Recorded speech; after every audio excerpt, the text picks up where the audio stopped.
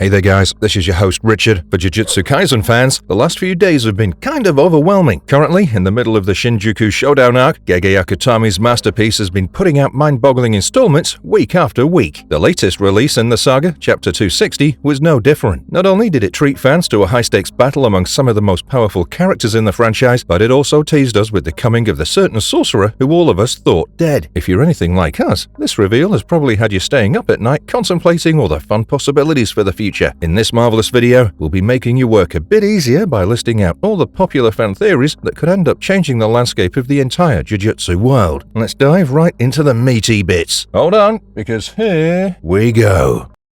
Chapter 260 recap behind Blue Eyes. Even before Chapter 260 officially came out, we fans knew that it was gonna be a banger. After all, we'd already been teased with the inevitable showdown between the King of Curses, Ryomen Sakuna, and the sorcerers, Aoi Todo and Yuji Itadori. The two brothers were basically the only visible survivors of Sakuna's furnace attack, which nearly wiped out every single thing in its path. In the middle of the intense stare-down, Todo reveals his latest weapon, the Vibra Slap. Many of you might remember the fact that Todo lost his left arm during the battle with Maito, and this loss might have even raised doubts regarding the sorcerer's battle capabilities. But don't worry, because Todo is back, more powerful than ever before. The Vibra Slap, a two-pronged percussion instrument, is essentially an oscillator that functions much like his claps previously did. With the condition for his technique changed to the Vibra Slap strikes, Todo can now swap at a frightening pace of almost 50 times a second. In addition to this, he's also sacrificed some of these swaps in order to gain the ability to affect multiple people with an even greater range. Now, we might have even called Todo's move a tad overpowered, but given the fact that they're facing the most powerful curse user of all time, well, it's only fair. As the battle begins, Yuji and Todo overwhelm Sakuna with rapid barrages of strikes enhanced by the Boogie Woogie's blinding speed. It's also important to note that at this moment in the fight, Sakuna is particularly vulnerable, given the fact that he's already depleted his cursed energy reserves while firing off his ultimate move. Due to this, the fight turns into a physical fist fight that sees participants crashing through the concrete ruins of Shinjuku. Despite being on the receiving end, Sakuna is still as perceptive as ever and identifies a weak spot in his enemy's relentless offense. He foresees the brothers going for a feint, but the duo trick him by not swapping whatsoever. Yuji uses this misdirection to plant yet another black flash in Sakuna's gut, a blow that literally penetrates through the latter's belly. But we know Sakuna pretty well by now, and the malicious villain almost always has another trick up his sleeve. He contorts his fingers into a gesture that we all recognize by now and calls out the dreaded words, domain expansion. Now, Sakuna's malevolent shrine is famous for being inescapable,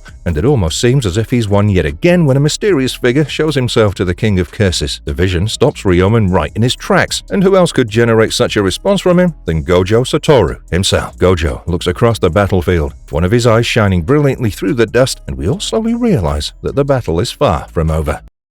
Gojo's return and possible future. Now, it's no secret that we've had a tough time adjusting to Gojo's death. Nobody but Gege could find a way to screw over the most popular character in such a massive way. But almost all fans of JJK believed that the death couldn't be that final. Of course, there was a binding vow or a curse technique somewhere that could bring the beloved teacher back. Well, after the massive reveal in Chapter 260, I guess that it'll fall upon Chapter 261 to explain the sorcerer's return. The manga explicitly states that it's the spirit of Gojo Satoru that Sakuna is witnessing. But in a world like Jujutsu, Kaisen spirits are as real as they can get. One of the most popular fan theories regarding Gojo's return is actually pretty likely when you think about it. Gojo was basically bisected when he fell victim to Sakuna's fearsome slash that cuts the world, so it'd probably take more than some stitches to bring him back. Fortunately, if you use the right binding vow, you can get out of almost anything in the world of the sorceress. But Gojo would certainly have to sacrifice something pretty huge to literally undo his own death. Due to this, many fans were speculating that Gojo might sacrifice his most useful asset, his eyes, to be reincarnated, or at least one of them. The panel from Chapter 260 goes a long way in furthering this claim, as Gojo is shown with only one eye in the drawing. Now, this could just be Gege's artistic choice, but we can't deny that it's a bit uncanny. Perhaps at the moment of his death, Gojo sacrificed his eye in a binding vow that provided him with enough cursed energy to piece himself back. Maybe Gojo was just waiting for the opportune moment to strike, knowing that Sakuna would never expect him to come back. Now that Sakuna has been significantly weakened by Todo in Yuji's attack, this does seem to be the best chance to strike. Another popular theory regarding Gojo's return speculates that Gojo has turned into a vengeful spirit that's finally returned to settle the score with his greatest enemy. We know that these spirits do exist in the world of JJK,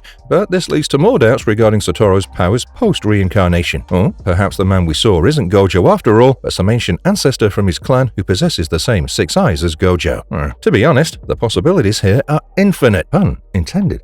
Sakuna's last moments? Even though most of us want it really bad, what if Gojo isn't back? What if that last blow by Yuji, which managed to puncture Sakuna's chest, did way more damage than we initially realized? This would mean that the King of Curses is grievously injured, and that could induce hallucinations in even the strongest of men. If this alternative turns out to be true, I think it's pretty fair that Sakuna would see Gojo in his last moments, as the two have been intricately tied to each other throughout the saga. Maybe we'll finally see the all-powerful Ryomen Sakuna falter and realize that Gojo defeated him in the long run through the students he trained so well. It's also evident that JJK is definitely reaching its final arc, and a story like this can only end with the inevitable defeat of the final boss. If this theory is true, fans can probably expect some flashbacks from Sakuna's life in the next chapter. This will not only shine some light on the murky past of the villain, but also make his demise more poignant. To be honest, we've known Sakuna for so long now that there'll definitely be some sadness associated with his departure. Guess we just have to remind ourselves that he's killed more people than most diseases.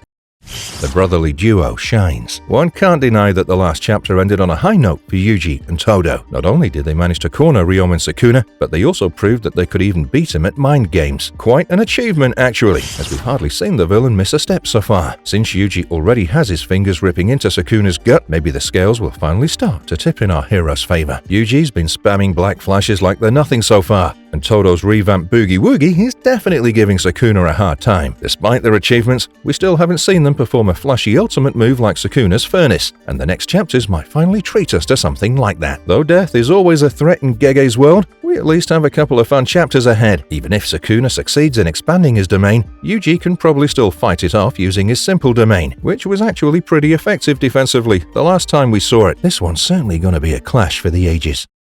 The fate of the other sorcerers. In the midst of the chaotic battle, many of us have overlooked the other sorcerers who inhabit this world. Though it's true that the furnace might have taken out a majority of them, Todo reassured Yuji that the comrades were fine. After chapter 260, we're beginning to believe him a bit more, as his upgraded Boogie Woogie could have been powerful enough to evacuate his trapped comrades from the malevolent shrine. Maybe these characters will play a larger role in the story going forward, as it's certain that we're nearing the end times. And as we all know, there's nothing like a huge ensemble battle to end a shonen series, is there?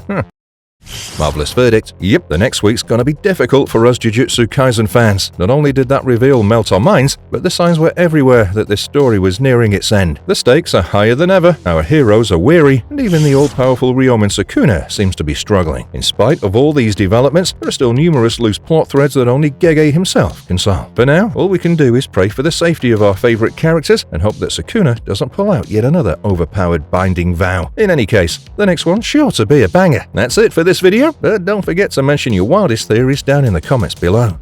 Also, hit that subscribe button with a black flash to stay updated with all our marvelous content. Okay then, goodbye, and we'll catch you all in the next one.